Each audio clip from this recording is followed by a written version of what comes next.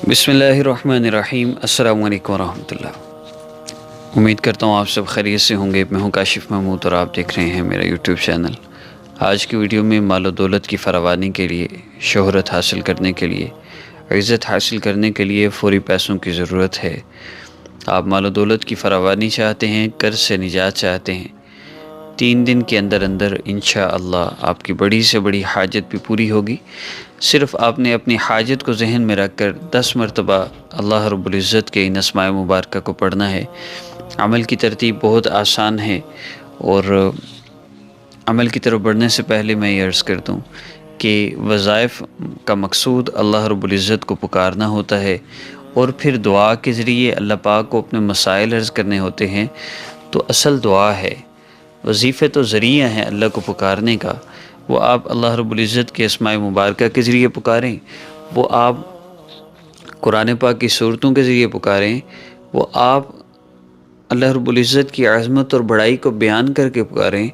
लेकिन वो अल्लाह रब्बुल इज़्ज़त की तरफ से ये अल्लाह की जो हमारे ऊपर एहसानात हैं और अल्लाह रब्बुल इज़्ज़त की जो हम पर नियमतें हैं, इन नियमतों का शुक्र अदा करने से और अल्लाह ताला की कुदरत को बयान करने से अल्लाह रब्बुल इज़्ज़त की आज़मत, अल्लाह की बड़ाई और जो अल्लाह रब्बुल इज़्ज़त से होने का यकीन दिल में आता है, उस यकीन से मसले हल होते हैं। गली के बाहर डॉग नहीं है, कुत्ता नहीं है, लेकिन आपके बच्चे ने आपको सुन सुन कर ऐसे यकीन बना लिया कि वो फौरी डर के लेट जाता है, हालांकि बाहर कुत्ता तो नहीं है, बाबा आ जाएगा और इस तरह की बहुत सी चीज़ें हमने इतनी बोली और सुनी हैं कि हमारे बच्चों में उसका डर और उसका यकीन बैठ गया। अगर बच्चों के दिल में ना होने वाली चीज़ का यकीन बैठ सकता है, हमारे दिल में ना होने वाली चीज़ का यकीन बैठ सकता है, तो क्या अल्लाह रब्बुल इज़्ज़त की अज़मत और बड़ाई को सुनकर, बोलकर, वो ज़ात जो हर ताकत और कुदरत के साथ मौजूद है और वो ज़ात जो सब कुछ कर सकती है और सब कुछ करने में वो किसी के मोहताज नहीं और कोई भी कुछ भी करने में हमेशा उसी का मोहताज है, उस ज़ात से तो कोई चीज़ छुपी हुई नहीं है। हर चीज़ पर कब्ज़ा कुदरत है अल्लाह रब्बुल इज़्ज़त का। अल्लाह रब्बुल इज़्ज़त कादिर ज़ात है। उस ज़ात के लिए जो सब कुछ कर सकती है, उसके लिए क्यों मुमकिन नहीं? हर चीज़ अल्लाह रब्बुल इज़्ज़त के लिए मुमकिन है और मेरे अल्लाह का इरादा ही उसको उस चीज़ को वजूद दे देता है। लेकिन यकीन नहीं है, तो यकीन ना होने की वजह से हमारे मसले हल नहीं होते, क्योंकि अल्लाह रब्बुल इज़्ज़त का ये कानून है कि मैं बंदे के गुमान के मुताबिक फ़ैसला करता हूँ। दुनिया के किसी दोस्त से मांगते हुए, वालिदैन से मांगते हुए, रिश्तेदारों से मांगते हुए, कोई भी चीज़ जिसकी ज़रूरत हो और उन लोगों के लिए बहुत अदना सी हैसियत रखती हो, तो उनसे मांगते हुए बहुत यकीन होता है। हम ये नहीं कहते भाई मुझे ये चाहिए, बल्कि कहते हैं ज़रा ये देना, कि पता है, एक मान है, एक यकीन है कि ये ज़रूर दे देगा। लेकिन यही मान, यही यकीन कि हमें अल्लाह रब्बुल इज़्ज़त से मांगते हुए होता है। अल्लाह रब्बुल इज़्ज़त से मांगते हुए तो हमें यहाँ वजीफ़ा करे होते हैं, वहाँ सोच रहे होते हैं पता नहीं मसला हल होना है नहीं होना। वजह क्या है? वजह अल्लाह रब्बुल इज़्ज़त से ये जो ताल्लुक़ टूटा हुआ है, ये वजह है। इस वजह से मसले हल नहीं हो रहे। तो अमल की तरतीब बहुत आसान है। अल्लाह रब्बुल इज़्ज़त की ज़ात आली पर यकीन रखते हुए कि मेरे अल्लाह के सिवा कोई मेरा मसला हल नहीं कर सकता, और जो आखिर में दुआ करनी है, वो दुआ कैसे करनी है, मैं उसमें अमल की सारी तरतीब अर्ज़ करूँगा। सबसे पहले आपने अमल के वक्त के हवाले से बात की जाए तो आपने मगरिब की नमाज़ के बाद या इशा की नमाज़ के बाद इस अमल को करना है। तहज्जुद में भी कर सकते हैं और फजर के बाद भी कर सकते हैं, लेकिन जिन नमाज़ों के बाद नवाफिल पढ़े जा सकते हैं, उन नमाज़ों के बाद इस अमल की तासीर बहुत ज़्यादा है। तो ज़ोहर, मगरिब, इशा के बाद या तहज्जुद में आप इस अमल को करें तो आपको फ़ायदा ज़्यादा होगा। मुसल्ले पर बैठ कर किबला रू होकर अगर अमल करेंगे, इस अमल की तासीर बढ़ जाती है। कोशिश किया करें जब कोई अमल करना हो तो उससे पहले कुछ ना कुछ सदका कर दिया करें।